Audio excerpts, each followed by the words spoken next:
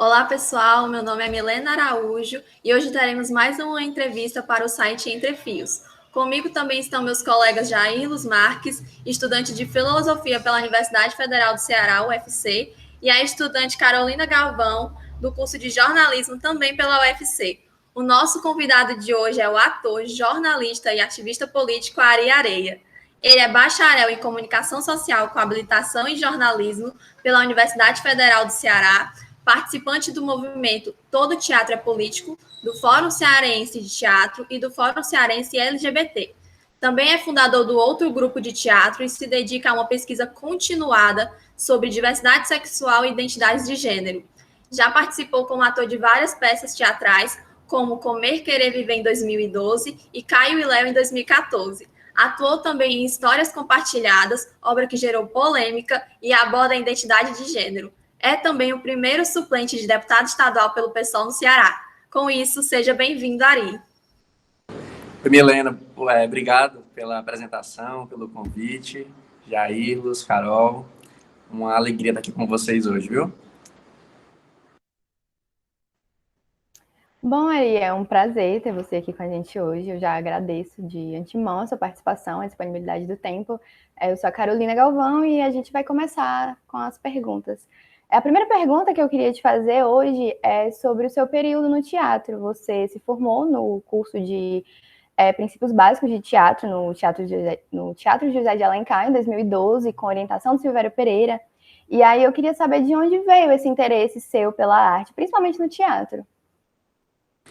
Então, essa minha história com o teatro, ela começou ainda muito novinho, né? O teatro e a política estão sempre presentes na minha vida desde as minhas memórias mais, assim, de infância, porque eu tenho um tio, Gerardo Damasceno, que ele é ativista político, né? Ele foi militante do PCdoB, né? Que ele está vivo ainda.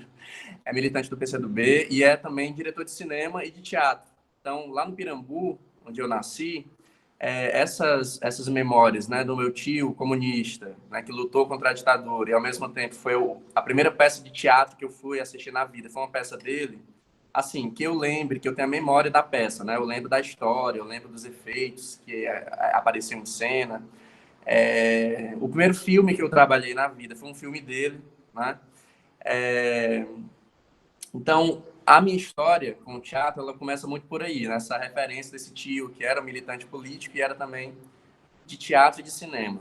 Mas eu lembro que a primeira vez, a minha primeira memória que eu tenho com teatro foi um passeio da escola. Eu lembro que eu fui, não lembro de nada que eu tenha visto. Eu lembro do teatro, José de Alencar. Eu lembro dos vitrais, eu lembro do jardim, eu lembro o espetáculo para mim foi o teatro, né? De fato, o prédio. E aí, isso também diz sobre as dimensões do teatro, né? Teatro físico, teatro monumento, teatro espetáculo, teatro... Mas quando foi que eu comecei a fazer teatro, né? Foi na igreja, tu acredita? Meu pai é pastor evangélico, e aí eu, eu adorava tudo que tinha que dizer respeito a expressões artísticas e culturais. Só que o que eu mais gostava era nas coreografias, né? Então, assim, na Assembleia de Deus, tem sempre um movimento de coreografias, eles pegam as músicas pentecostais e fazem os movimentos, as coisas. E aí eu não podia dançar, né? Porque ia ser um pouco escandaloso, o filho do pastor. Então, eu geralmente coreografava e as meninas executavam a coreografia. Só que no teatro eu podia, né?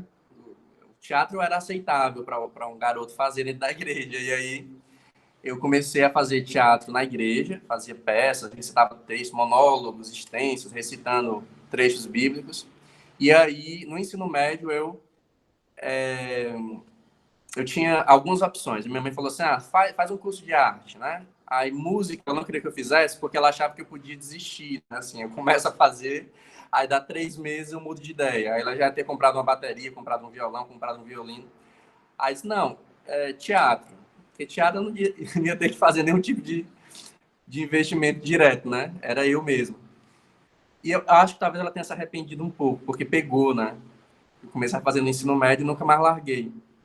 Inclusive, eu precisei largar o teatro no terceiro ano do ensino médio, por conta do vestibular, e eu voltei no teatro, com o teatro por conta da universidade, né? Essas peças todas que você comentou aí, de alguma forma, o jornalismo ele foi me trazendo de volta para o teatro. Começou mais ou menos por aí essa história. Não sei se ficou meio confuso. Ficou perfeita a resposta. A outra pergunta é que em 2011 você fundou o outro grupo de teatro junto com o Yuri Yamamoto e o Tavares Neto. E eu queria saber de onde surgiu essa necessidade de vocês criarem um grupo teatral próprio de vocês. Pois é, eu passei para fazer jornalismo na UFC em 2010.2, né? Então, assim, eu já tinha cumprido com a missão, com o dever, a obrigação de entrar na universidade. E aí eu fiquei mais ou menos um ano fora do teatro, fora dos palcos. Essa experiência do teatro na escola foi muito importante porque não era só o teatro de escola, né? A nossa professora e diretora, Alexandra Marinho, ela levava a gente para ver teatro na cidade, para participar de festivais. Então eu já tinha uma vivência, aquilo começou a tomar conta de mim de uma forma muito interessante. Por conta do vestibular, né? Minha mãe e meus pais deram ali uma enquadrada, fiquei um ano sem fazer nada de teatro. Aí eu não aguentei. Um ano depois eu estava inquieto, precisava fazer alguma coisa. Aí o Yuri, a gente era amigo de algum tempo, ele me via, né? Nos festivais que eu participava, gostava muito de mim. Ele me propôs um texto, chamava Elucubrações. Que esse texto, ele abre o espetáculo Comer Querer Ver, né? É aquele cartazinho verde que está ali atrás, o pôster. E aí era um texto que eu li aquele texto, ele me levou para tomar um café, aí eu li aquele texto e falei, gente, eu não consigo, assim, visualizar como é que isso aqui se levanta, não consigo imaginar como é que monta isso aqui. E eu fiquei muito instigado, né? Porque era um texto que eu não conseguia visualizar de jeito nenhum. Era um texto, pra você ter uma noção, eram oito laudas, só com perguntas. E se eu não abrisse os meus olhos? E se eu passasse o resto da minha vida aqui deitado? E se eu não me levantasse? E se eu não escovasse os meus dentes nunca mais? E se eu não comesse nunca mais? E aí ele ia, durante 15 minutos, só e se. Eu achei genial. O Yuri é genial, né? E a gente, para inscrever num festival de teatro, que a gente era a ideia, aí precisava ter um nome do grupo. Aí eu peguei e botei outro grupo de teatro, assim, era uma coisa meio sem pretensão. E aí essa coisa do outro virou uma característica, né, de algumas coisas que eu tenho colocado, assim, criado, iniciativas. É o outro grupo de teatro, é a outra casa coletiva. O Tavares e a Helena vão fundar uma editora agora. E parece que o nome vai ser Outra Editora, não tenho muita certeza. Mas eu acho que começou com uma falta de criatividade que acabou sendo ressignificada, né? Eu gosto, eu acho interessante essa coisa do outro. E aí, meio que instintivamente, a gente começou a desenhar uma pesquisa, não foi assim, vamos criar um grupo para falar sobre isso. Mas eram as nossas realidades, eram as nossas inquietações, eram os nossos desejos. Foi por causa do Caio e Léo que eu saí do armário dentro de casa, né? Assim, eu ia estrear um espetáculo que eu, enfim, beijava um outro menino, isso ia dar um burburinho muito grande. Então eu precisava sair do armário antes que isso desse enfim, na minha cabeça, né? Eu acho que hoje em dia eu até reflito, não necessariamente precisaria ter saído do armário, eu acho que, enfim. Mas na minha cabeça, daquela época, eu precisava sair do armário porque eu estreava o espetáculo. E aí, na sequência, vieram outros mergulhos mais profundos, né? Sobre a questão da identidade de gênero, histórias compartilhadas. Né? O Tavares e a Helena estão estreando um espetáculo semana que vem, Psicopatia Sexualis, que aí é uma viagem muito interessante, é um espetáculo sobre um livro homônimo, né? Psicopatia Sexualis, que é a primeira vez que surge na literatura mundial, né, o termo heterossexualidade, né? E homossexualidade, ou seja, a heterossexualidade, ela não é desde sempre, ela passou a existir a partir do dia que ela foi cunhada. Então a gente foi dando esses mergulhos, mas não foi assim, tipo, vamos montar um grupo para debater essas questões. A gente se percebeu repetindo alguns debates, né? Ou aprofundando alguns debates. E aí, de repente, o outro grupo de teatro virou esse instrumento, né? De debates importantes, de movimentação da cidade em torno do teatro, que para mim foi genial. Como que o teatro pode ser tão perigoso, né? A ponto de um grupo, um ator ser notificado pelo Ministério Público Federal, ser ameaçado de morte, né? Eu fico muito feliz de estar voltando aqui ao UFC, né, que é a minha casa, e na época em que o espetáculo sofreu tentativa de censura, a reitoria, que era uma reitoria relativamente razoável, né, abraçou o espetáculo, me ofereceu inclusive segurança, porque eu estava sendo ameaçado a minha integridade física. O outro grupo de teatro é mais ou menos isso. Surgiu de uma...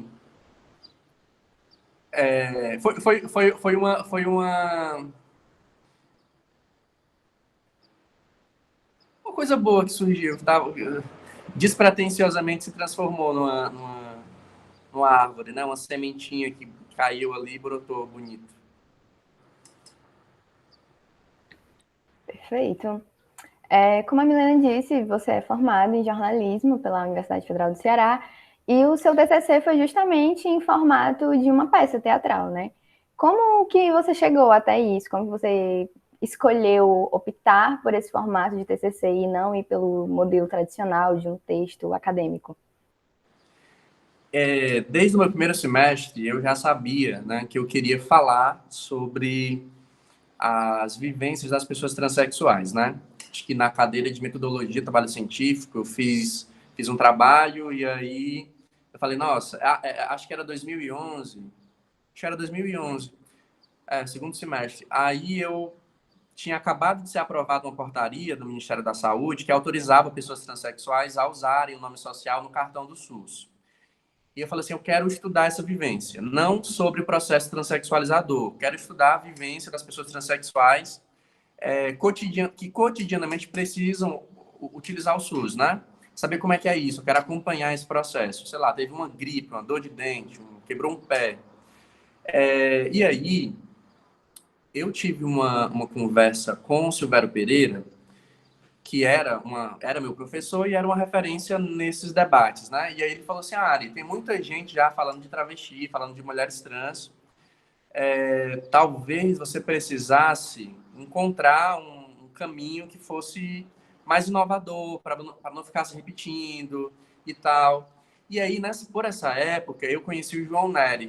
O João Nery, ele foi o primeiro homem transexual no Brasil, que se tem notícia, a fazer um processo de intervenção física, né, de retirada das mamas. Inclusive, ele fez um redirecionamento da uretra para poder fazer xixi em pé.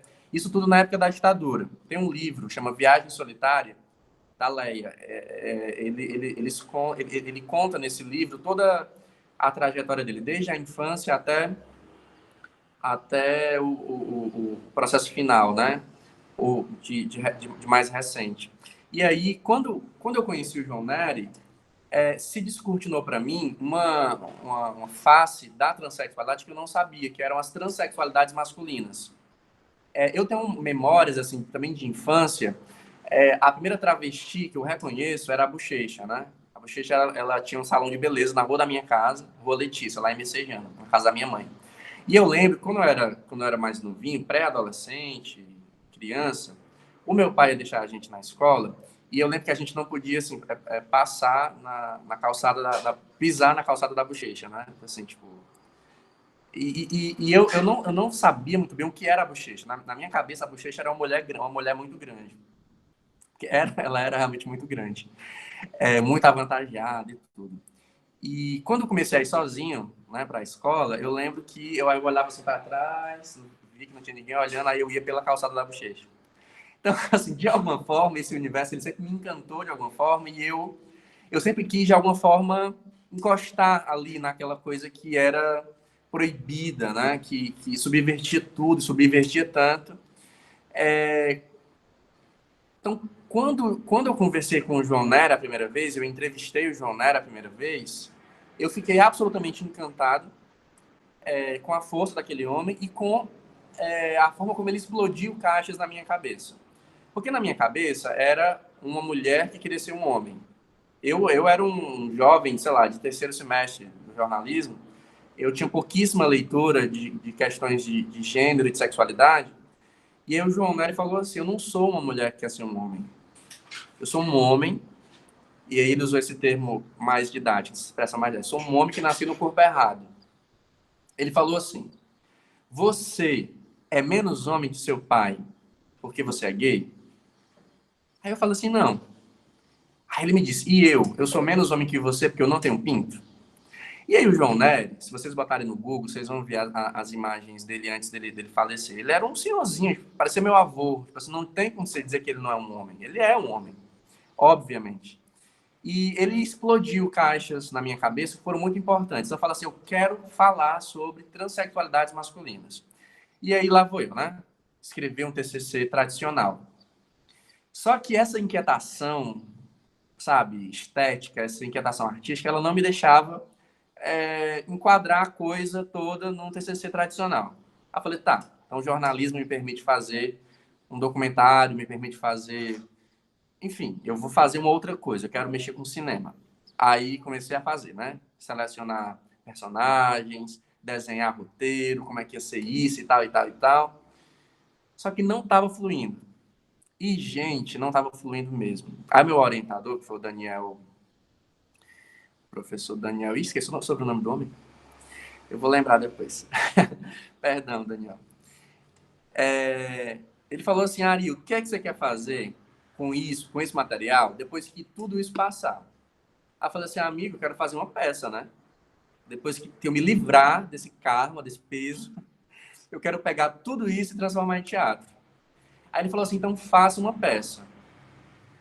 Aí eu falei assim, pode fazer uma peça? Ele falou assim, bem, o programa, ele disse que você tem que fazer, tem que concluir, né, apresentando um projeto experimental em comunicação. Se você conseguir provar para a sua banca que a sua peça é um projeto experimental em comunicação, então tá ok. Aí eu falei, tá bom. Aí eu montei o Histórias Compartilhadas, né, e aí tinha que ser em 20 minutos, né? Aí eu apresentei um enxertozinho dele, um trechinho de 20 minutos, com as principais cenas, e fiz uma bagunça, uma mistura entre o jornalismo e o teatro, que não foi uma coisa de agora, 2015, é uma coisa, sei lá, começo do século XX, assim, as pessoas já faziam teatro documentário. Teatro documental, essa linguagem, essa estética, né, ela é, inclusive, muito disseminada. As pessoas, geralmente, enfim, inclusive, há décadas, elas já usavam projeção, já usavam, né, trechos de jornais e tal. Então, o que eu fiz foi pegar uma coisa que já existia, que era o teatro documentário ou documental, e colocar minha pesquisa lá dentro. E aí, como eu não podia fingir ou interpretar um homem trans, né, porque isso seria um equívoco, seria feio, seria questionável, então a gente lança mão da performance, que daí eu coloco os homens trans, os seus depoimentos, de forma direta, né, em áudios e vídeos, e enquanto essas mídias elas passam na cena, eu afeto o meu corpo de alguma forma a partir daquilo que eu estou colocando na cena. Então, assim, é o peso de um garrafão de 20 quilos, é uma veia que eu acesso na cena e o sangue ele sai de verdade, enfim.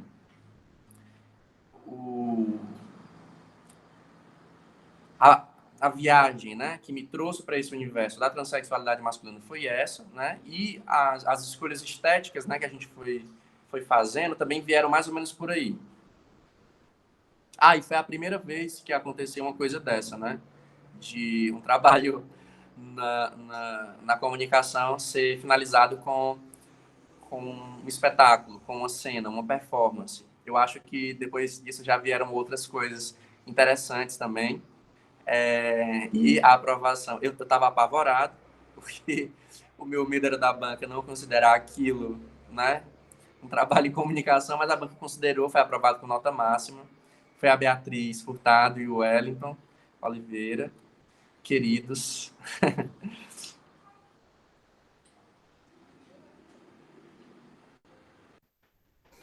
Perfeito. Ari, depois que uma foto da peça, né, Histórias Compartilhadas, viralizou na internet, você passou a ser alvo de ameaças e intimidações. A OAB Ceará emitiu nota, né, com críticas E, em seguida, o Ministério Público Federal te pediu esclarecimento sobre esse monólogo. Tudo isso, uma clara tentativa de silenciamento que deu errado, porque depois de toda essa polêmica, tu só ficou mais conhecido, a peça continuou em cartaz, com sucesso de público, e alguns meses depois, você disputou a sua primeira eleição. O que eu quero saber é como você avalia o impacto dessa peça na sua vida. Existe um Ari e Areia antes e depois de Histórias Compartilhadas? Eu acho que é exatamente isso. Acho que essa peça ela foi um divisor de águas na minha vida, de verdade. Tanto porque eu consegui terminar a graduação, né? Já estava levemente atrasado. E talvez essa pergunta do Daniel, assim, o que é que você quer fazer depois que tudo isso passar? O que é que você quer fazer com esse material? Eu falei, eu quero fazer uma peça. Eu acho que eu falo isso para tudo, assim, tipo, se você me perguntar durante um processo eleitoral, que é muito angustiante, Sari, o que é que você quer fazer depois que isso passar? Eu quero fazer uma peça, eu quero montar alguma coisa. Eu acho que eu acabo repetindo essa receita quase que como um dispositivo terapêutico, né? Inclusive, na época que eu montei o Histórias Compartilhadas, foi a primeira vez que eu estava fazendo terapia. Gente, façam terapia, é muito importante. E talvez eu tenha conseguido finalizar, né, o TCC e a própria montagem do espetáculo, justamente porque a terapia me ajudou a me organizar. Tem um Ari e Areia antes, um Ari e Areia depois, porque Histórias Compartilhadas me deu uma dimensão de que era de fato possível mover uma cidade a partir de um espetáculo de teatro.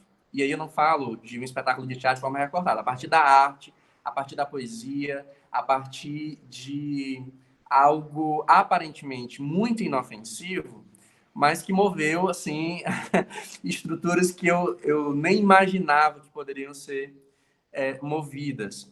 E isso me deu isso deu para mim uma dimensão sobre a importância do impacto daquilo que a gente pode fazer nesse lugar micro, que é o lugar da delicadeza. Assim, quando você monta uma peça de teatro, por mais forte, por mais agressivo, por mais violenta que seja a sequência de imagens que são colocadas, aparentemente ela é inofensiva. Assim, ela é uma peça de teatro. Você está falando ali para 300 pessoas, no máximo, sentadas ao mesmo tempo. Diferente do que acontece na Câmara Federal, que acontece na Assembleia Legislativa. Mas a peça de teatro, ela moveu esses agentes nesses espaços, ela chegou a esses lugares. Assim, o espetáculo, inclusive, depois, né, as temporadas seguintes a essa polêmica, elas vinham com a chancela, né? Não era o espetáculo nunca foi premiado, né? Ele nunca recebeu um prêmio, algo do tipo. Mas tinha a chancela, né? Notificado pelo Ministério Público Federal, repudiado pela Assembleia Legislativa do Ceará, repudiado pela Ordem dos Advogados do Brasil Ceará. Porque eu acho, né, que assim, tudo que eu faço na arte, a partir de histórias compartilhadas, eu faço tendo dimensão da possibilidade das consequências que podem ter. Eu não faço mais silêncio sem ter dimensão do impacto que esse silêncio pode ter. Quando eu falo silêncio, é no sentido de que, às vezes, a poesia está nele, né? Mas foi muito surreal. Foi surreal para mim, assim, na medida do impacto institucional e no impacto na dimensão da vida das pessoas. Porque eu lembro que eu recebia mensagens de uma amiga falou assim, eu estava no ônibus e o vendedor de caneta da Manassés, né? Falou da tua peça, indignado. Aí volta falando assim, Ari, minha mãe acabou de chegar da missa e o padre falou na sua peça. Então, assim, eu peguei um táxi na época e o motorista do táxi falava, assim, não sabia que era eu, né? E eu cheguei a ser parado na rua, gente. Assim, um cara me parou no centro, assim, muito violento. Não me bateu, mas a forma como ele chegou muito indignado. Se o impulso fosse outro, ele poderia ter chegado me batendo, né? Então, assim, nessa época foi que o professor Henri, né, na época ele era o reitor da UFC, ele me chamou no gabinete, assim, eu passei 4 anos e meio na universidade, eu nunca tinha nem visto o reitor, né? Exceto em solenidades como da formatura.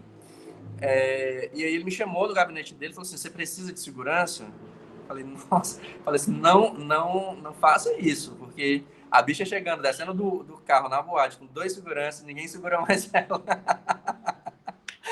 Tô brincando. Mas não foi necessário, né?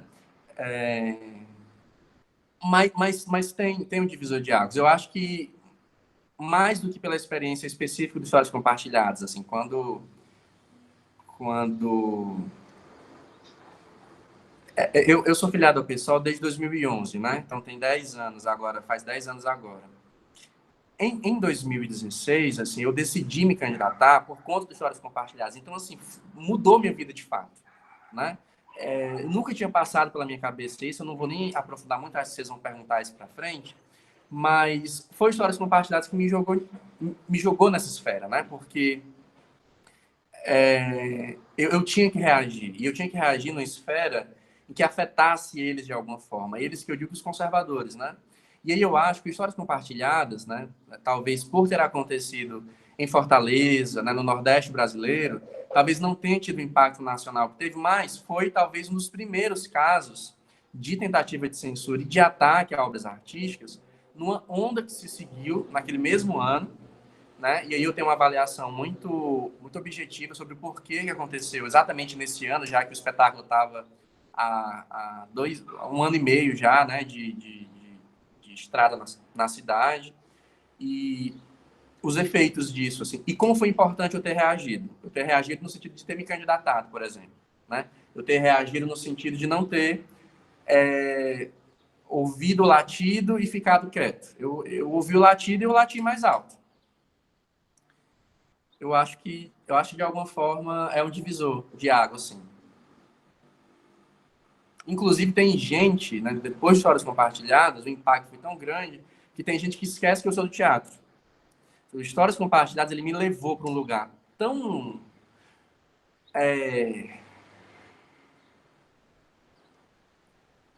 ele me levou, assim, de certa forma, que tem gente que fala assim, eu não sabia que você era do teatro. Eu falo assim, nossa, mas é só por causa do teatro que eu tô aqui nesse lugar, sabia?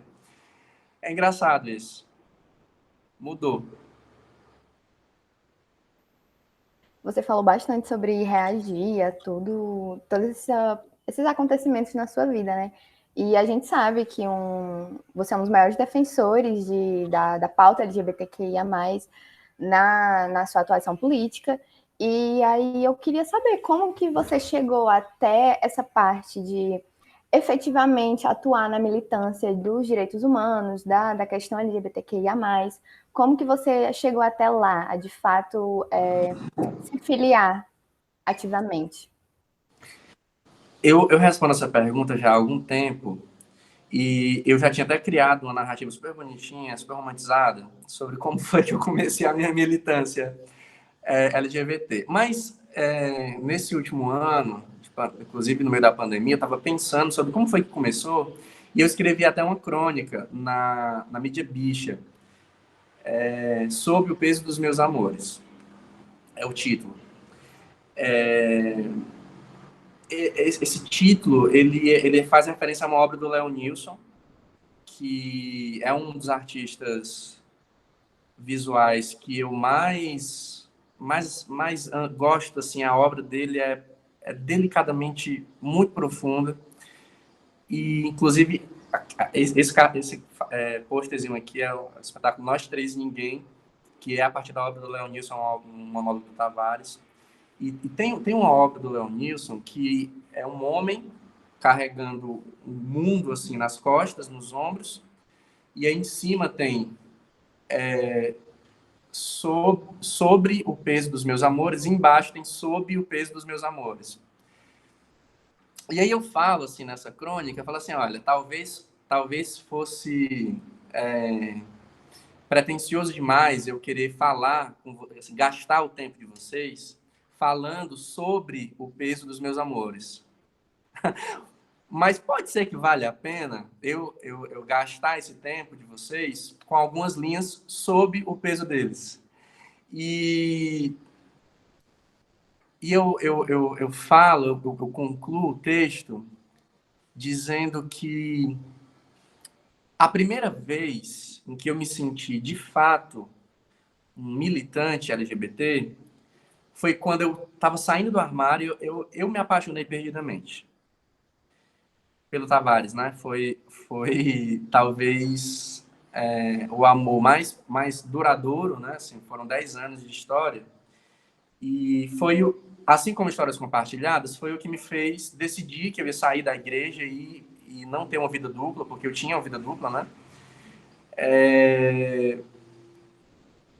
E nesse comecinho, a gente era muito novo, 22 anos talvez, e eu lembro que a gente estava no Teatro Zé de Alencar, e a gente estava assim, sentadinho de mão dada, e o segurança falou assim, olha, não pode ficar aqui assim, desse jeito. E ficar ali assim, desse jeito, era ficar sentado do lado do outro de mão dada. E aí, nesse dia, eu lembro que eu levantei a voz. E nunca mais eu baixei. Eu levantei a voz sobre o peso dos meus amores. E assim, claro, né? Assim, eu falo de forma muito carinhosa sobre essa história, porque talvez sobre o peso dos meus amores eu fui construindo um mundo, assim, a luta por um mundo que eu gostaria, né, de viver com aquele ou com outros amores que viessem, porque vem, né? E às vezes, enfim, o peso, nisso não tem que ter peso. Mas eu acho que talvez tenha sido isso. Talvez tenha sido ali.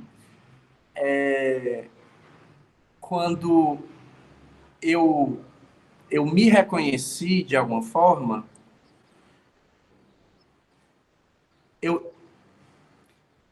é porque existe uma diferença assim, muito difícil de perceber, uma linha muito tênue entre a resistência e a militância. Né? A resistência ela é um movimento quase involuntário. A gente que é negro, periférico, LGBT, as mulheres, enfim, as pessoas com deficiência, elas resistem espontaneamente, a gente resiste quase que inatamente a partir do nascimento. Assim, tipo, o mundo ele está num contrafluxo em relação a nós. Isso não diz respeito a uma opção. A militância, né, o comprometimento, né, a decisão por levantar a voz, seja sobre o peso dos seus amores, seja sobre o peso de quaisquer outras coisas que nos afetem dessa maneira, essa decisão, ela não é espontânea, ela não é natural, ela parte de uma decisão. Eu acho que eu decidi, assim, naquele momento, não baixar a cabeça. Eu já tinha baixado muito a cabeça para muitas coisas, né? E eu acho que o teatro foi muito importante para mim nisso. A minha escola de formação política foi o teatro. E aí, isso na política institucional, pela briga, né, em defesa de recurso para a cultura, de direito ao acesso à cultura.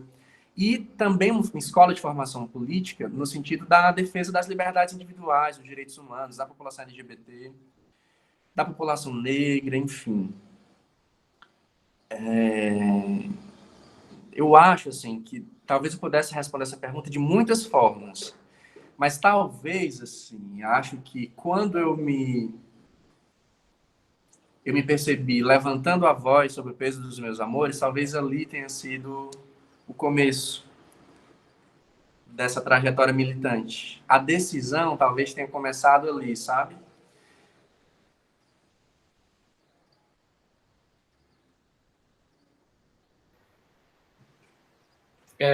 No último Dia Internacional do Orgulho LGBTQIA+, você, juntamente com outros manifestantes, ocuparam o prédio do Centro de Referência Janaína Dutra.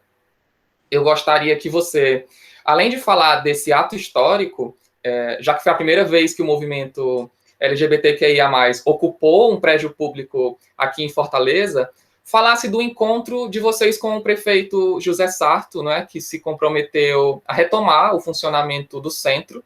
E eu queria saber se todas as pautas foram atendidas.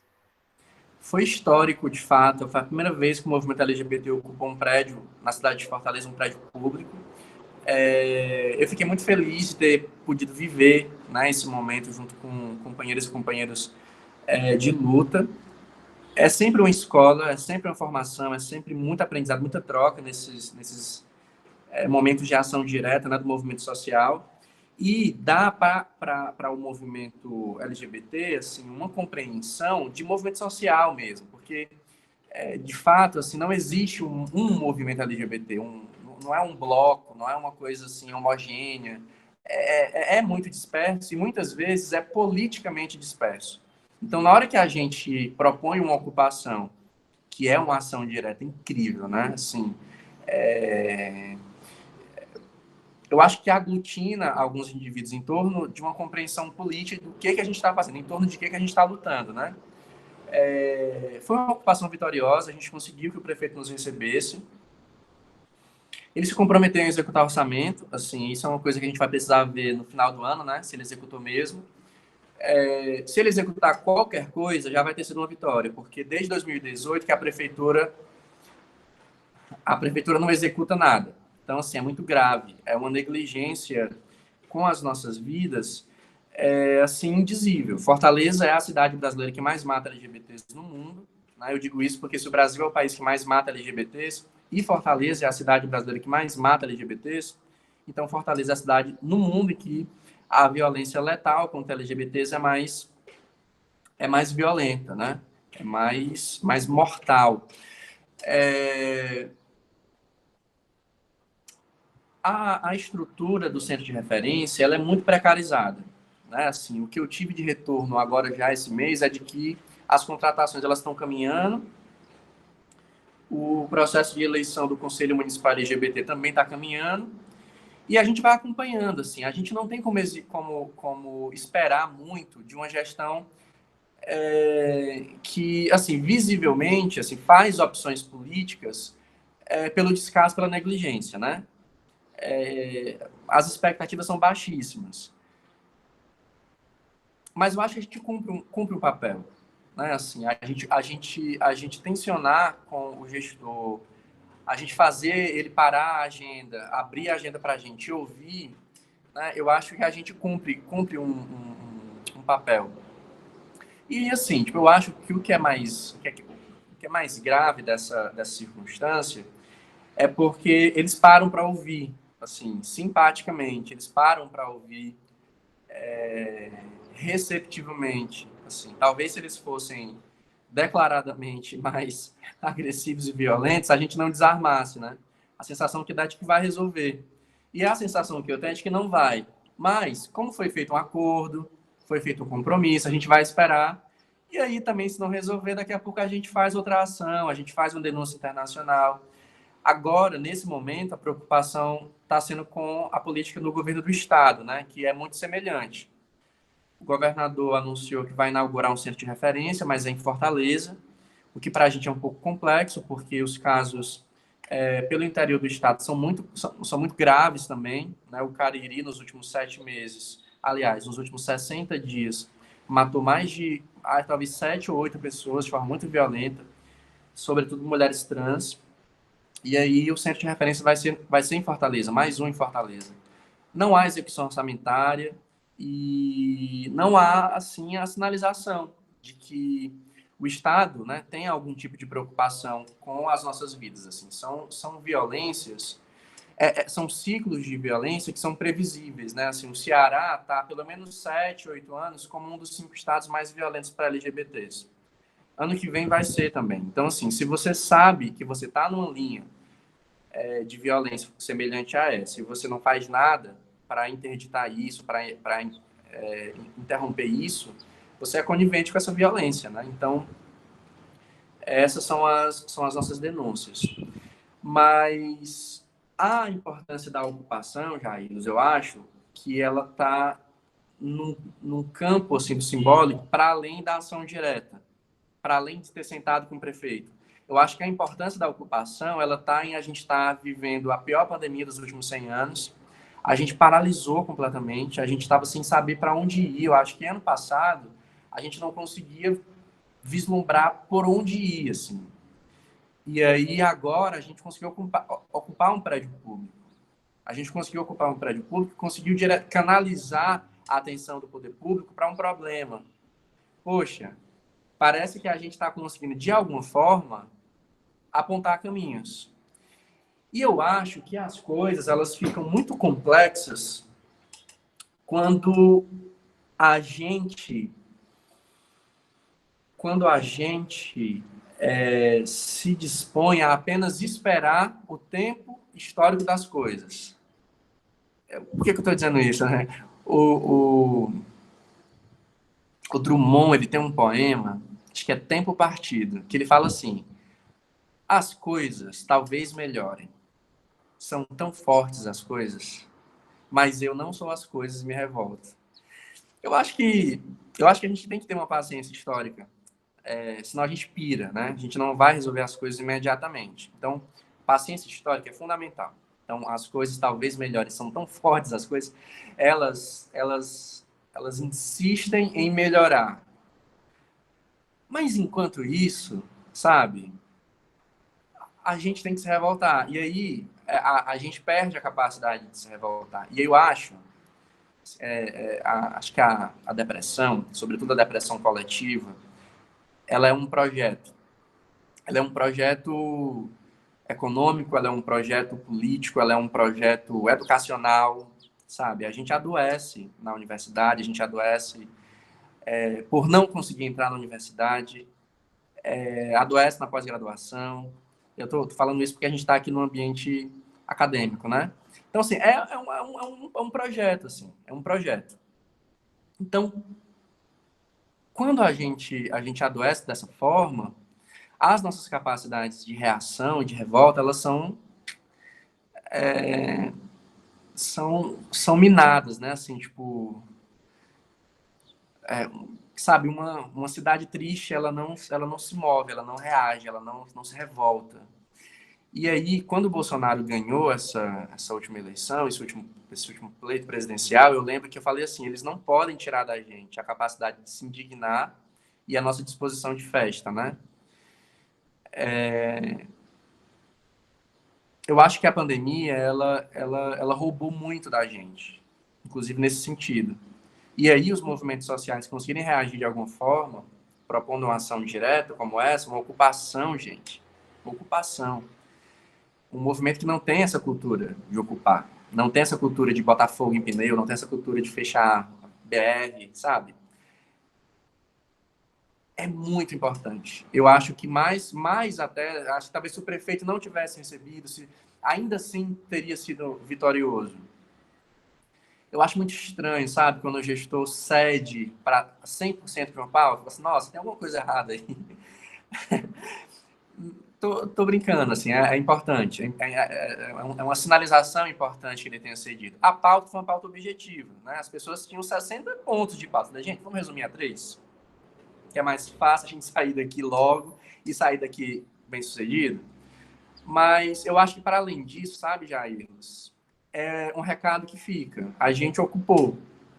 A gente pode ocupar de novo. A gente pode tomar o palácio do bispo. A gente pode tocar fogo, sabe, em frente a alguma coisa. Bem incendiária ela, né?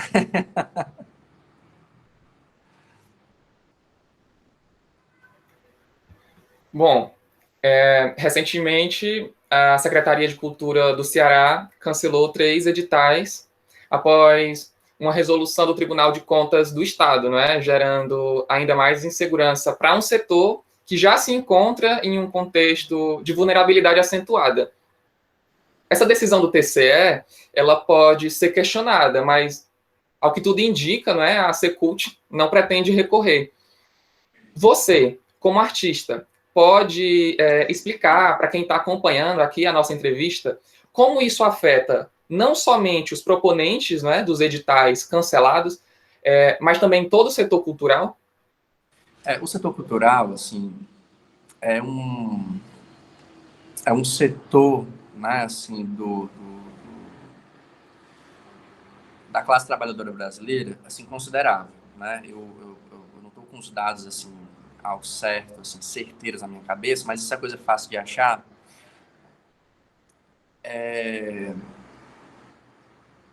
Tem um comparativo que eu gosto de fazer, porque dá para ter uma visualização bem interessante de como que o setor cultural impacta na economia brasileira, né? o comparativo entre a indústria do turismo e a indústria audiovisual brasileira, né, comparando essas duas indústrias, né, o cinema e o audiovisual brasileiro, eles impactam no PIB nacional mais do que o turismo.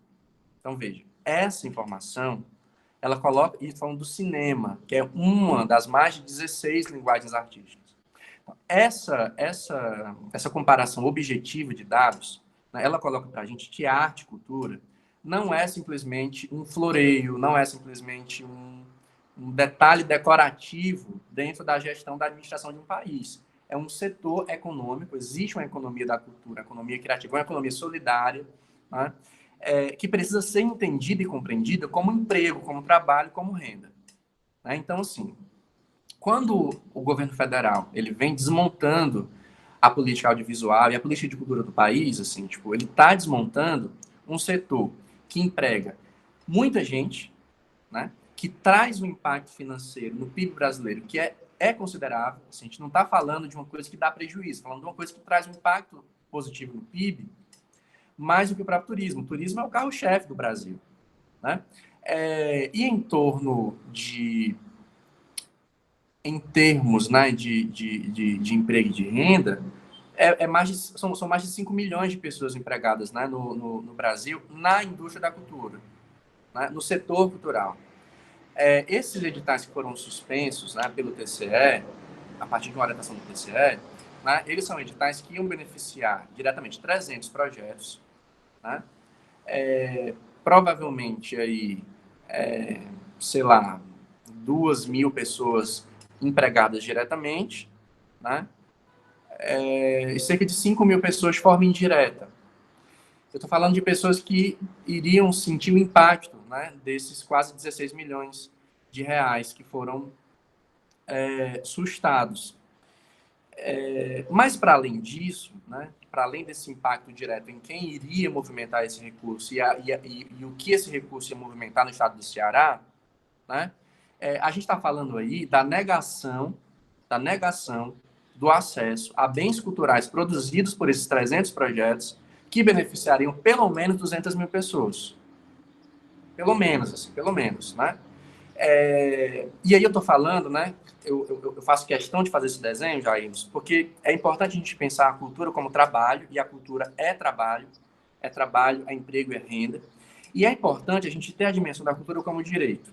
Né? Porque quando a gente defende o orçamento para a cultura, execução de orçamento para a cultura, a gente não está falando do Ari que precisa do dinheiro do edital, ou da Silvia Moura que precisa do dinheiro do cachê.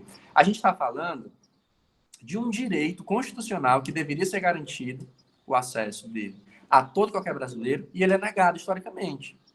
Sabe? A pessoa tem uma dimensão de que a cultura ela está restrita a um aspecto do direito privado, né? Se eu quero ler um livro, eu vou lá e compro. Se eu quero ver um filme, eu vou lá e pago pelo ingresso. Se eu quero assistir um show, eu vou lá e pago pelo ingresso. Ver um espetáculo de teatro.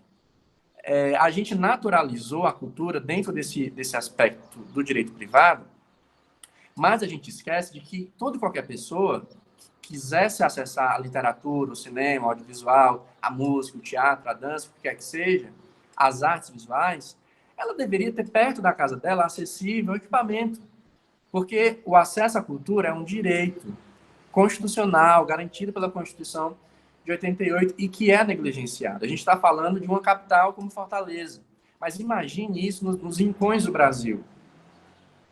Nos rincões do Brasil, sabe? Tem gente que nunca foi ao cinema, tem gente que nunca foi a um teatro, que nunca viu um espetáculo de dança. E essas pessoas deveriam ter acesso a isso.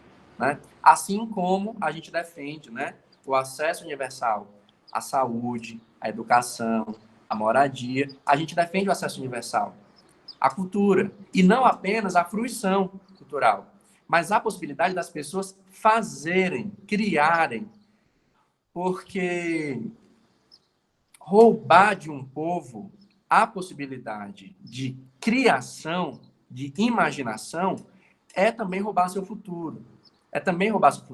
Né? E aí, assim, sobre essa questão específica desses 3 editais que foram suspensos, né? Existem compreensões da burocracia que não podem ser um Ctrl+C e um Ctrl+V dentro da administração pública. Assim, você não pode tratar um edital de cultura como você trata um edital de licitação pública de uma empreiteira, por exemplo. Não estou falando aqui da lisura do processo, da transparência do processo. Não estou falando aqui, né, da responsabilidade fiscal que os processos têm que ter. Isso aí tem que ser comum a toda e qualquer movimentação de dinheiro público. Eu estou falando que montar um espetáculo de teatro de dança é diferente de construir uma unidade de saúde. Então, como que o Tribunal de Contas do Estado vai considerar inconstitucional ou vai considerar irregular a contratação de uma pessoa física? Se, enfim, a imensa maioria das pessoas que trabalham com arte e cultura, elas não são uma empresa, elas não são uma produtora, elas são... eu estou falando do lugar do teatro, em que a maioria dos grupos hoje tem um CNPJ, que é um MEI, mas a determinação do TCE fala que tem que ser, inclusive, um CNPJ sem fins lucrativos. Isso é um custo enorme para as pessoas. Manter um CNPJ, sabe? Não faz o menor sentido. Não faz o menor sentido. A gente tá entrando... Assim, a polêmica, né, ela foi em torno disso. A polêmica foi em torno disso. E a gente está tentando fazer aí alguns tensionamentos, tanto com o TCE, quanto com a Assembleia Legislativa, e fazendo diálogo com o governador por meio da Secult, para ver se a gente consegue encontrar um caminho, encontrar uma outra compreensão sobre essas legislações que estão sendo tocadas e argumentadas, para ver se essa decisão é possível, é passível de ser revista. Por quê? Esse edital que foi suspenso, o edital das artes, por exemplo, é de 2019. O último edital que tinha sido executado pela Secult foi de 2016. Então, gente, é muito tempo sem um edital. E, assim, esses projetos, né, pelo menos 2 desses editais, dos 3 que foram cancelados, 2 deles já tinham saído o resultado. Então, as pessoas já tinham programado a sua execução de projetos e tudo mais a partir disso. Então, assim, é muito complexo. É muito complexo. A gente está lutando aí para ver os caminhos possíveis de reversão disso. Não sei se é possível, porque é uma decisão de um tribunal. Se nós formos recebidos pela presença do Tribunal de Contas do Estado, que eu acho que é isso que vai acontecer, também vai ser uma coisa histórica, né? Porque eu acho que nunca o movimento de cultura sentou para conversar, né, com o presidente dessa corte. E a gente está pleiteando também uma audiência com o governador, né? Não é fácil. Eu não consigo te dizer assim, vai dar certo, gente. Não consigo dar essa sinalização. Mas vamos tentar, né? Além da tua formação em jornalismo, você também passou por várias áreas do teatro, trabalhou como ator, até no cinema. E, assim, o jornalismo, o teatro, a política são 3 áreas bem importantes da sua vida. E, como você disse, né? Apesar de ter passado tanto tempo no teatro, você é mais conhecido pela sua atuação política. E aí eu queria saber como que você chegou até o PSOL. Você está há mais de 10 anos, né? No PSOL, filiado a eles. Queria saber como você chegou até eles, se eles te encontraram, como foi a escolha desse partido. Por que escolheu ele, não outro? Foi jornalismo também. Eu estava no primeiro semestre, e aí as cadeiras eram cadeiras mais assim, tipo, teóricas, né? Introdução à filosofia, aquela coisa. Aí eu falei assim, eu quero fazer alguma coisa e tal. Aí eu comecei a fazer... Gente, 10 anos atrás, né? A rede social em que a gente fazia lives era o Twitter, né? Então eu fazia... Hoje é... Eu nem sei como é que é o nome do dispositivo do Twitter hoje que faz... Twitch, né? Twitch. Na época era Twitchcam. E aí, nesse meu primeiro semestre, eu resolvi fazer lives no Twitter. E aí eu lembro que eu entrevistava tanta gente, entrevistava gente do cinema, do teatro, da literatura.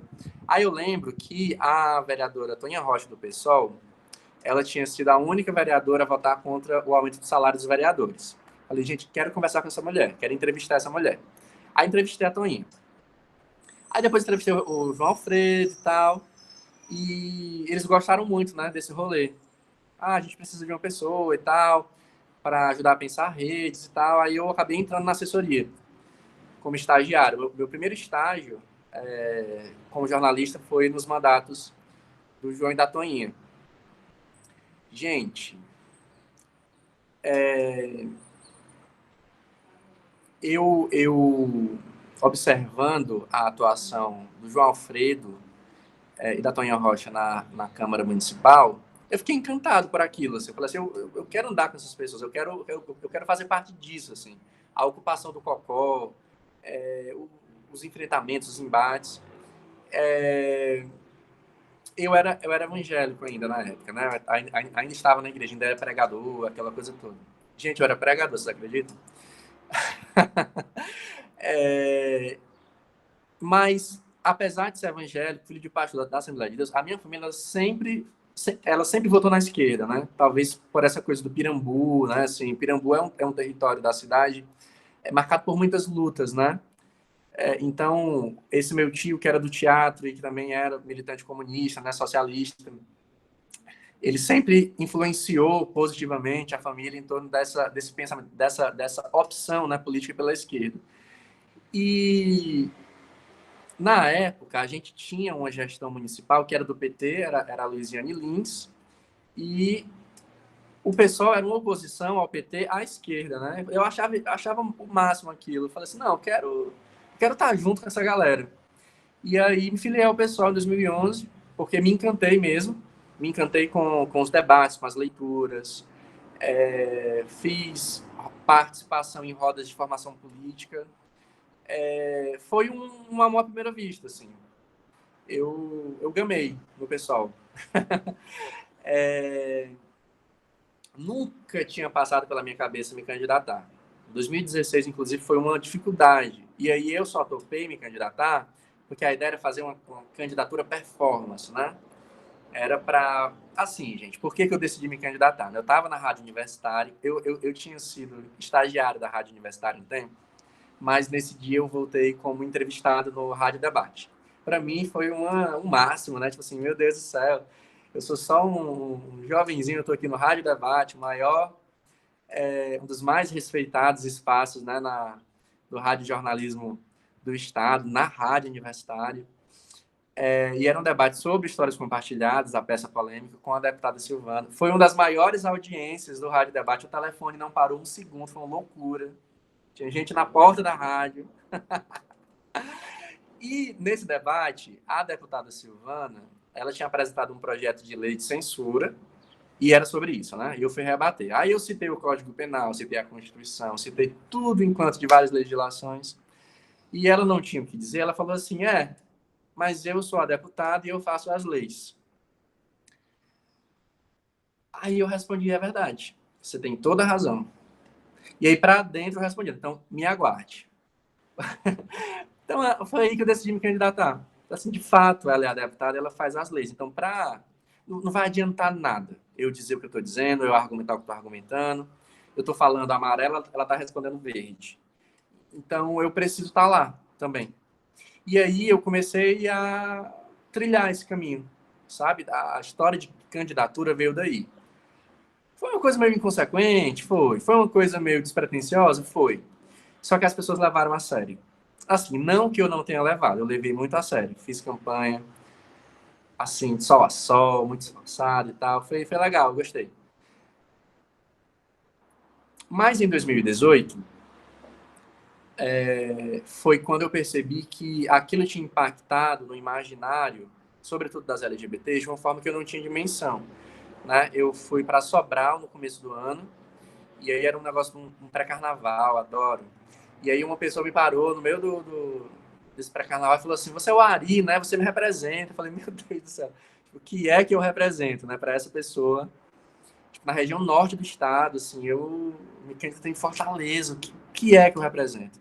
E aí eu fui para Quixadá, alguns meses depois, e é um grupo de LGBTs, uns 4 LGBTs, me pararam, era um festival de cinema da diversidade, e aí eles me pararam e falaram assim, você é o Ari Areia, né? Eu falei, sou.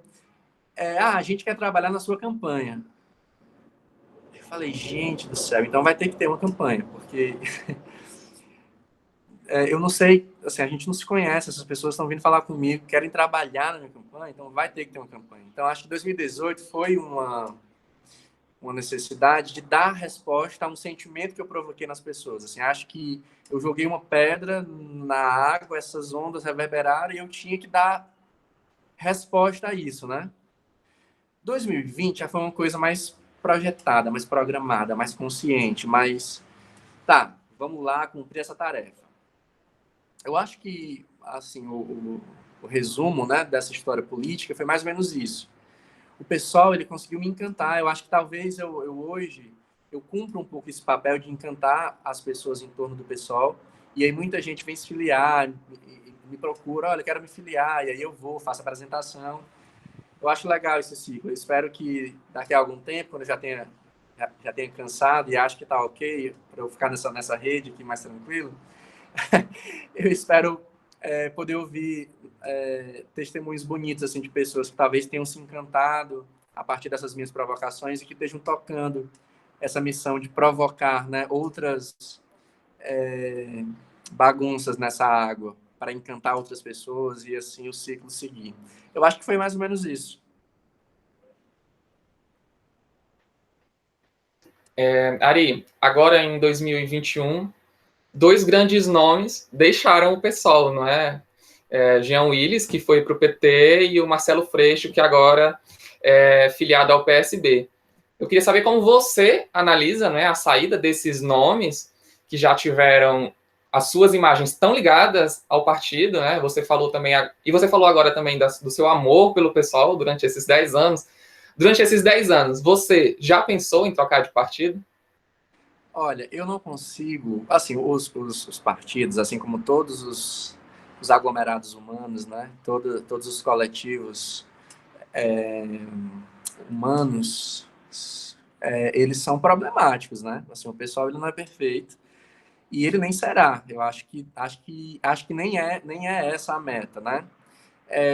Eu não consigo me enxergar hoje, né, em um outro lugar que não seja o pessoal.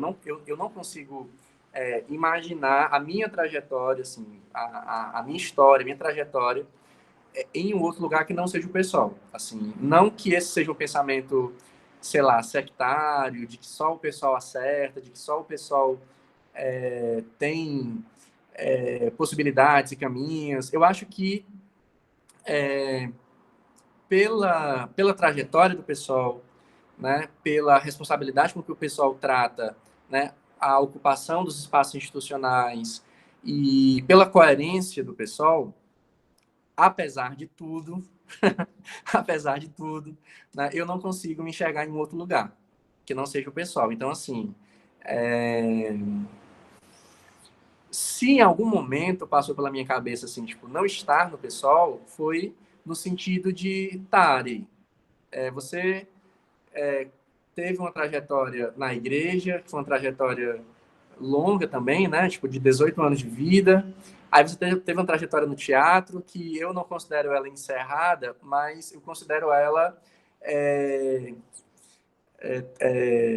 assim, tipo, hoje de uma forma um pouco mais amena do que a política, né? E hoje essa trajetória política um pouco mais proeminente, talvez se tenha passado pela minha cabeça, foi assim, será que eu quero hoje largar tudo isso aqui e, sei lá, me mudar para cima de uma serra ou ir para o sertão e, sabe, fazer outra coisa? Assim, talvez tenha passado pela minha cabeça algo desse tipo, porque é uma coisa que passa pela minha cabeça sempre. Assim, eu vou sempre criando ciclos novos. Eu estou sempre jogando as coisas para cima de alguma forma e começando elas do zero, né? Assim, em ciclos. Eu acho que talvez seja de mim. Eu começo as coisas se estabelecem, eu sigo outros caminhos. Eu olho assim para essa opção tanto do Marcelo Freixo quanto do Jean, assim, eu sempre tive muito respeito na medida do possível, né? Pelo Jean e pelo Marcelo. Mas as trajetórias deles, de alguma forma, assim, diferente de trajetórias como de pessoas como a Luciana Genro, como o próprio Renato Rosena, Samir Bonfim, Ivan Valente e tal, são trajetórias um pouco mais pessoalizadas, né? Se você parar para pensar, inclusive em algum momento o Freixo ou o Jean chegaram a votar fora de compreensões que eram meio que compactuadas no partido, né? Você veja, o Jean tinha posições que às vezes eram mais pessoais e que desagradavam a militância do PSOL, né? Assim, com relação a posições relativas a Israel, com relação a, enfim, outras posições, né? O Freixo, em alguma medida, nessa pauta da segurança, chegou a ter votos que foram um pouco polêmicos e tal. Não estou aqui fazendo nenhum tipo de detratação, não, da figura das imagens deles. Eu estou falando que talvez, né, observando o caminho deles, talvez isso fosse, de alguma forma, compreensível. Né? Assim, eu acho que as pessoas elas vão medindo e avaliando os percursos e as estratégias. Assim, eu não acho que tenha sido...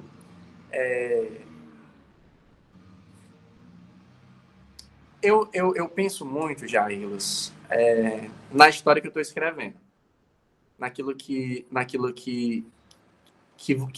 vão contar sobre mim, né? Algumas táticas, algumas estratégias, elas são de fato mais eficientes para que você chegue mais rápido a alguns objetivos, né? Mas é sempre importante pesar o que isso traz junto, né? Assim, tipo, quais são os ganhos, quais são os ganhos, quais são as perdas. E dentro do respeito que eu tenho, né, a esses camaradas e a outras pessoas também, né, que têm deixado o partido,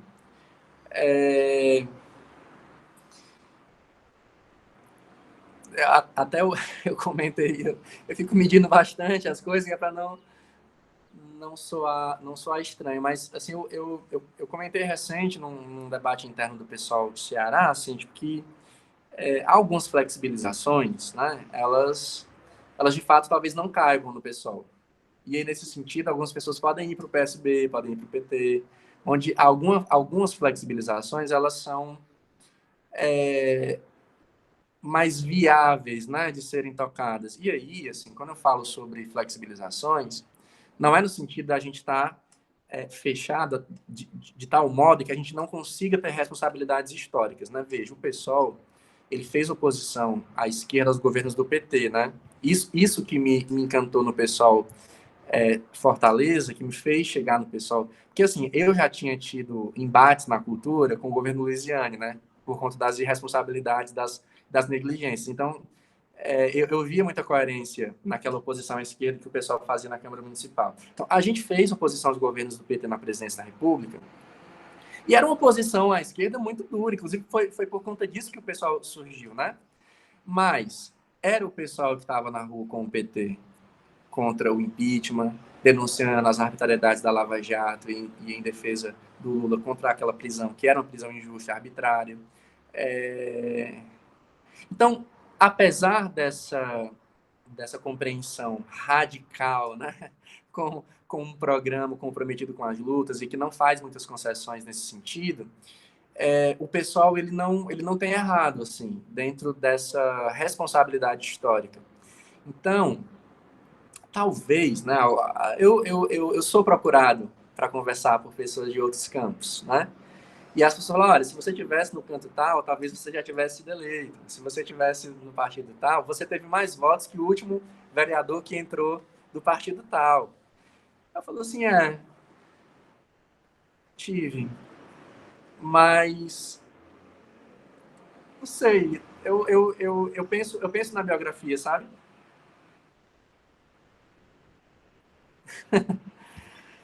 Eu não Tá, sei se eu olha, gente, se de repente eu tergiversar demais, vocês podem ser mais agressivos, vocês podem ser mais objetivos. Eu adoro também, viu? Pode me jogar na parede. não, tá ótimo, mas eu ainda tenho mais uma pergunta sobre o PSOL, né? O partido adiou para o ano que vem a decisão de lançar uma candidatura própria à presidência em 2022, né? Apesar do deputado federal Glauber Braga já se declarar um pré-candidato. Mas existe também a possibilidade do pessoal se juntar a uma frente ampla de esquerda e apoiar a candidatura do ex-presidente Lula. Qual a sua opinião, né, sobre isso? Você apoia o lançamento de uma candidatura própria do PSOL ou uma frente ampla em torno do ex-presidente Lula? Essa é uma pergunta super complexa, porque ela envolve uma observação responsável da conjuntura, né? Então, assim, veja, há 6, 7 meses atrás, a gente tinha um cenário em que o bolsonarismo estava numa alta de popularidade, a gente tinha pesquisas eleitorais que apontavam a possibilidade de Bolsonaro ganhar no primeiro turno. Então, diante de um cenário como esse, é óbvio que a gente precisa ser objetivo. É o Ciro que está na frente? É o Lula que está na frente? Quem está na frente? Então, vamos conversar. Olha, para a gente o programa tem que ser esse, a gente não abre mão disso, como é que a gente consegue juntar todo mundo? Eu acho que a gente tem que ser responsável nesse sentido. Qual é o cenário hoje? Hoje, a preço de hoje, a gente tem um bolsonarismo derretendo. Não estou dizendo que o Bolsonaro está morto. Seria... Não vou desejar a morte de ninguém, não. Tudo bem. Eu não estou dizendo que a coisa está resolvida, mas em termos numéricos, subjetivos, a gente tem o Bolsonaro em declínio. Nas pesquisas, a gente tem aí o Lula pontuando muito positivamente, inclusive com a possibilidade, né, de um primeiro turno com bastante sucesso. Então, nesse cenário, né, o tabuleiro muda.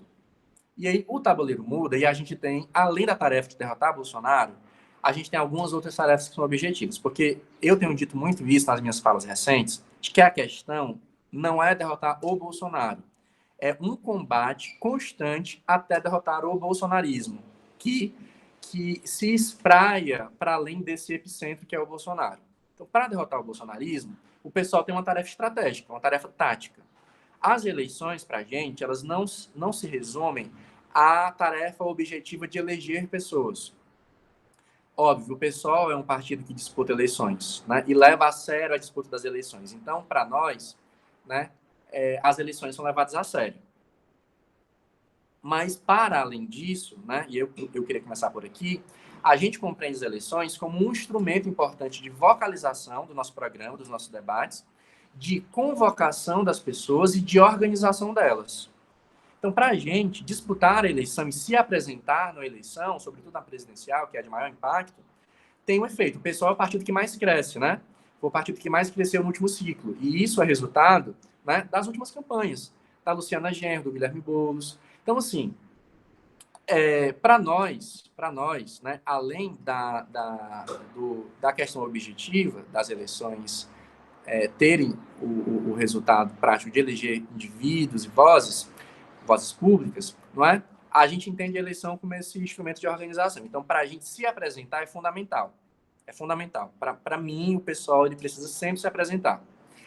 Em segunda questão, nós temos uma tarefa objetiva que é, a nível federal, o pessoal, e assim como todos os partidos, precisam bater uma cláusula de barreira, que é uma porcentagem dos votos, do total de votos no país, para que ele continue tendo uma vida política ativa, para que ele continue tendo vida política. Alguns partidos, no ciclo passado, não bateram essa cláusula. O PCdoB, a Rede. Então, o PPL, esses partidos, eles praticamente pararam de existir, porque eles não têm acesso a uma estrutura mínima que permite com que os partidos se movimentem, né? O fundo partidário, etc. e tal. Além de não ter liderança na Câmara, e etc. e tal. Então, assim, essa foi uma mudança de reforma política que o Eduardo Cunha propôs, que veio para tentar minar esses partidos menores e pequenos, né? E o pessoal, obviamente, está na mira disso. O pessoal não é como o PT, que tem uma bancada com enorme de deputados federais. Mas a gente conseguiu bater a cláusula de barreira. Se a gente não tivesse tido uma campanha presidencial tão boa como a gente teve na eleição passada, talvez a gente não tivesse chegado lá. Foi uma campanha que empolgou, embora não tenha sido numericamente em votos, né, uma campanha expressiva, foi uma campanha importante. Né?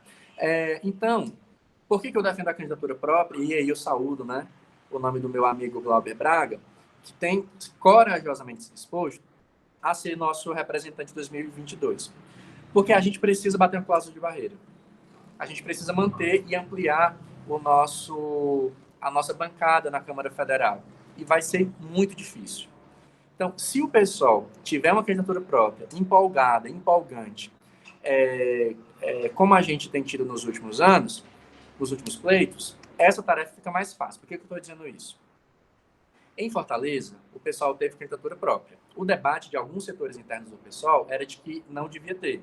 A gente devia somar com o PT, juntar com a Luiziane e tal. Eu acho que teria sido um erro, porque corria o risco da gente não conseguir voltar para a Câmara Municipal e ia ser um desastre. Teve a candidatura, o Renato foi o candidato, foi muito bacana, numericamente não foi excepcional, mas foi importante a votação, e a gente votou com 2 cadeiras na Câmara Municipal, então, assim, foi fundamental. Então, a preço de hoje, né, eu defendo que o PSOL e o grupo político que eu componho, né, que é o Movimento Esquerda Socialista, uma corrente interna do PSOL, a gente defende a candidatura própria e o nome do Glauber, né, assim, eu não sei se ficou confuso, mas basicamente tem 2 dimensões essa minha avaliação, né? A primeira é a candidatura como um instrumento de organização, de convocação, mobilização e organização das pessoas, porque derrotar o bolsonarismo não é eleger pessoas, é a gente conseguir trazer, mobilizar gente em torno do que a gente acredita. E, em segundo lugar, a tarefa objetiva. E é óbvio, né? Se daqui a 6 meses o Bolsonaro dá uma reviravolta e, de repente, não tem outro jeito, gata, vamos sentar aqui para conversar. Como é que a gente vai fazer? Sabe? Essa responsabilidade, eu não tenho medo algum de dizer, o pessoal não vai ser irresponsável dentro da tarefa principal, que é derrotar o Bolsonaro. Nós estamos aqui nos encaminhando para o final da entrevista, e antes de te fazer a última pergunta, eu já quero te agradecer por ter aceitado o nosso convite, né? Muito obrigado, nós sabemos o quanto a sua agenda é apertada. Amanhã mesmo, dia 24 de julho, você já tem mais um compromisso, né, que é o ato Fora Bolsonaro, mas antes disso, né, no ato anterior, alguns dias antes, um meme seu viralizou. Na imagem, você estava em um aplicativo de relacionamento, né, convidando as pessoas para a manifestação. Era uma montagem ou você está realmente empenhado em realizar todo esse trabalho de base? E qual a sua expectativa para o ato de amanhã também? Não, gente, não era montagem. Eu estava lá, inclusive eu desinstalei esses dias, tá? O aplicativo. Mas a gente pode se encontrar em outros aplicativos, né? Eu estou no Instagram. Eu não estou no Tinder, eu não tenho paciência. Mas eu estava lá. O Grindr, gente, ele é um espaço muito esquisito, né? Você, assim, eu não tenho muita paciência. E, assim, eventualmente, não rola muito, assim. As coisas, elas não acontecem de forma efetiva, prática, né? Eu não sei se é só comigo. No começo, eu não botava a foto do rosto, né? Botava só da boquinha para baixo. Aí, quando a pessoa pedia uma foto de rosto, eu mandava. Aí a pessoa me bloqueava. Eu falava, nossa. Aí eu peguei, agora eu boto logo a foto de rosto, porque daí se for para a pessoa bloquear, ela já bloqueia logo, né? Já dou essa opção já de cara. E aí aconteceu uma coisa muito engraçada, já, que uma pessoa veio e falou assim, você não tem vergonha, não? Eu falei assim, gente, mas vergonha de quê? De estar aqui usando a foto do Ari. Aí eu falei, não, mas eu sou o Ari. Eu vou denunciar você, eu vou contar para ele. Aí a pessoa veio no Instagram e falou assim, Ari, estão usando a sua foto no Grindr. Gente, eu não tive coragem de responder. Eu olhei e falei assim, não vou ter coragem de responder. Mas achei engraçado. E aí, assim, quando eu usei o aplicativo para movimentar em torno do Fora Bolsonaro, foi porque o Instagram... Eu postei uma foto no Instagram que era... Tem um picho, uma pichação lá no centro.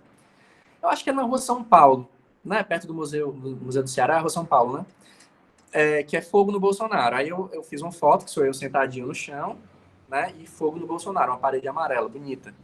Aí o Instagram, a foto viralizou, teve, sei lá, 3 mil curtidas. o Instagram excluiu a foto porque violava os termos de uso, né? Violava as normas de uso do aplicativo. Falei, gente, mas não tem nudez, não tem nada, tem fogo no Bolsonaro. Incitasse uma violência, mas uma violência, né? Aí eu peguei e botei no Grindr essa foto. Falei, nossa, essa rede social permite. E ele aceitou e ficou a foto, sabe? Falei, nossa, esse espaço ele é mais passível, né, de levantar debates do que o próprio Instagram. Porque, poxa, o Instagram censurou uma foto que tinha fogo no Bolsonaro. E aí, umas 4 ou 5 pessoas vieram falar comigo muito indignadas, sabe? Política aqui. Sei o quê.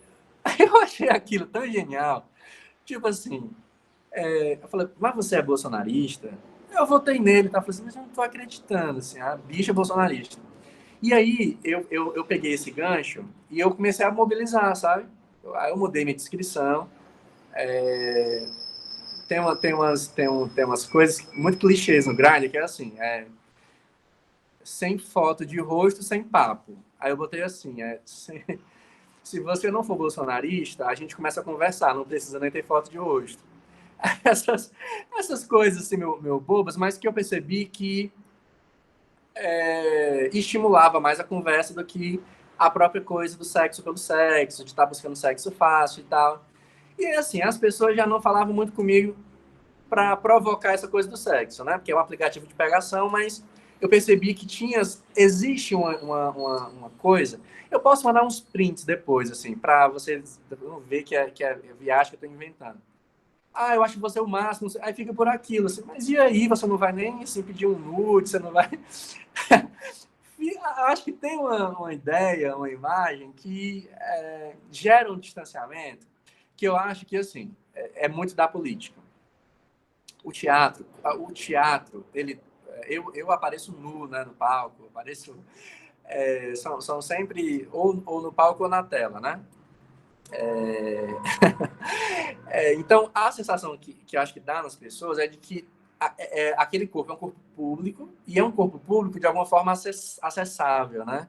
A política, a sensação que eu tenho é de que ela traz barreiras que, apesar de você estar em espaços que disponibilizam esse acesso, como o Grindr, né?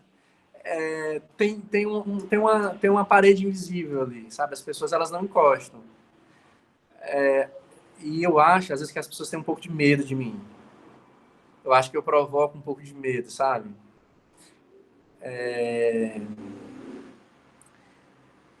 Eu gosto muito, assim, acho que eu acabo me permitindo um pouco mais quando eu percebo que não tem esse medo no olhar, não tem essa... Sei que eu estou falando isso, Jair, olha onde é que essa resposta veio parar. Mas deu muito certo. As pessoas, inclusive, mandavam mensagem. Faz live do ato, isso no Grindr, né? Faz live do ato, vou acompanhar pelo seu Instagram. Fui pro ato, não consegui te ver. Te vi, mas não tive coragem de falar. A pauta do meu Grindr, né? Na época que eu estava com o Grindr, era o ato, assim, que foi a última semana que eu usei.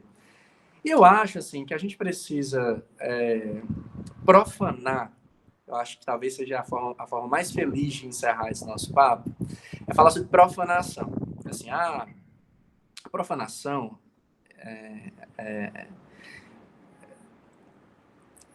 é você deslocar algo, né, que está reservado e trazer aquilo para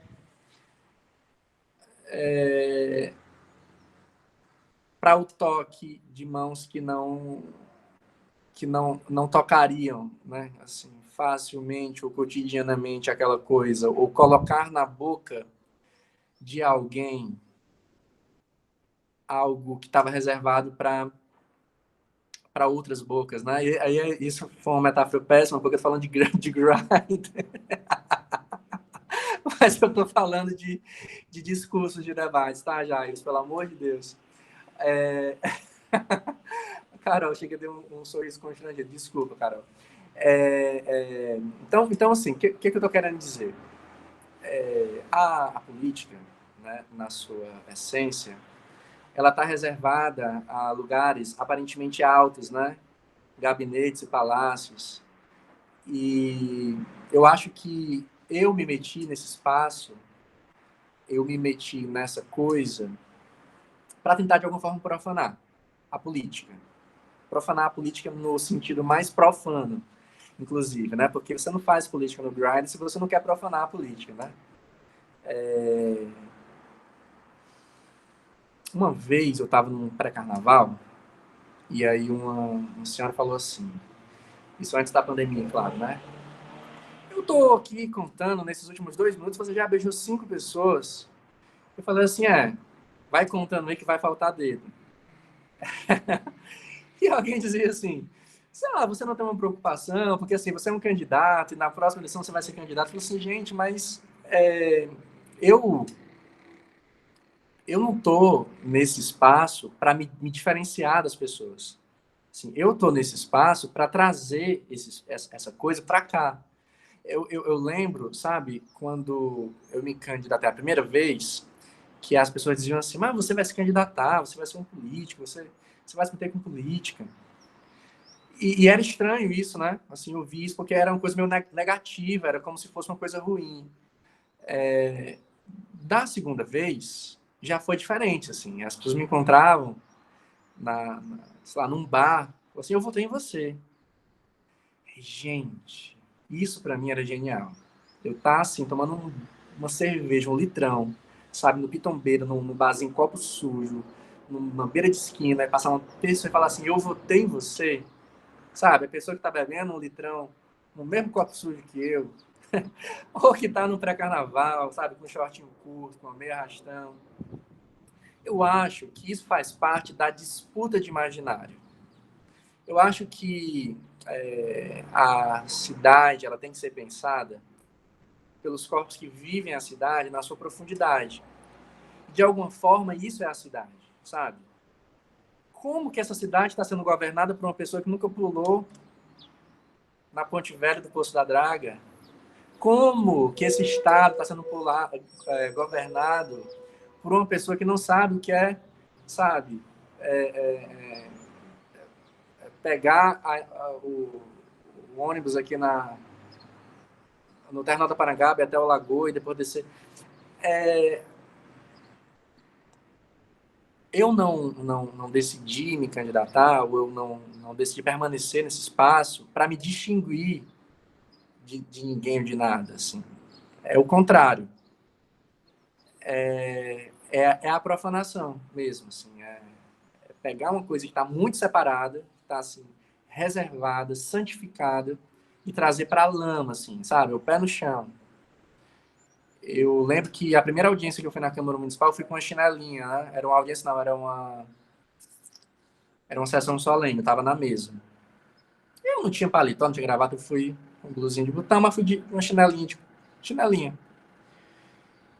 E alguém falou assim, você não veio de sapato, né? Eu falei, não, vim de chinelinha. Eu achei bom, assim, de alguma forma, sabe? Não é sinal de desrespeito. Eu acho que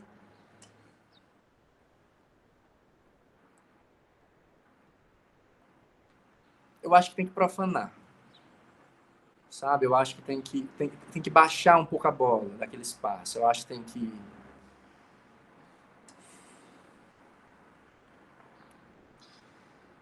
E aí, essa coisa do Grindr, né? Não tem profanação maior do que aquilo, sabe? É o cinemão, Inclusive, essa história da peça, da polêmica, que foi o que me jogou na política, a deputada dizia assim, é um absurdo vocês terem feito essa peça com dinheiro público. E não tinha dinheiro público, né? Foi o meu TCC, então eu passei ele no meu cartão em 5 vezes todo o caixa da peça. E aí, como ela fez isso, que era um absurdo, a gente escreveu um projeto, que passou, inclusive, nesse edital de 2016, que o título do projeto era Cinemão, que era uma pesquisa sobre o cinema pornô, esse lugar, né, da pegação da putaria, era Cinemão, vai rolar putaria.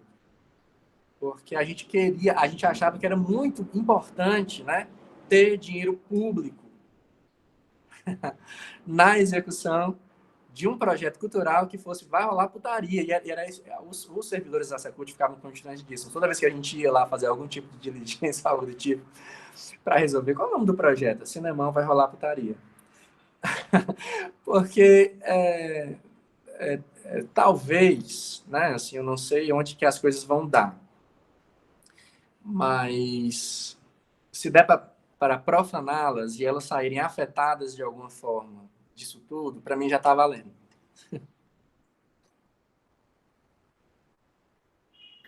Gente, para finalizar aqui, eu só quero ratificar os nossos agradecimentos. Muito obrigada aí por ter nos concedido essa entrevista.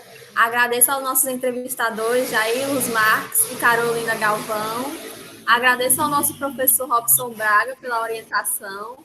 E quero lembrar que essa entrevista também contou com a colaboração da Ana Alice Guedes, Mariana Fernandes e Rogeslane Nunes, estudantes aqui do curso de jornalismo na UFC.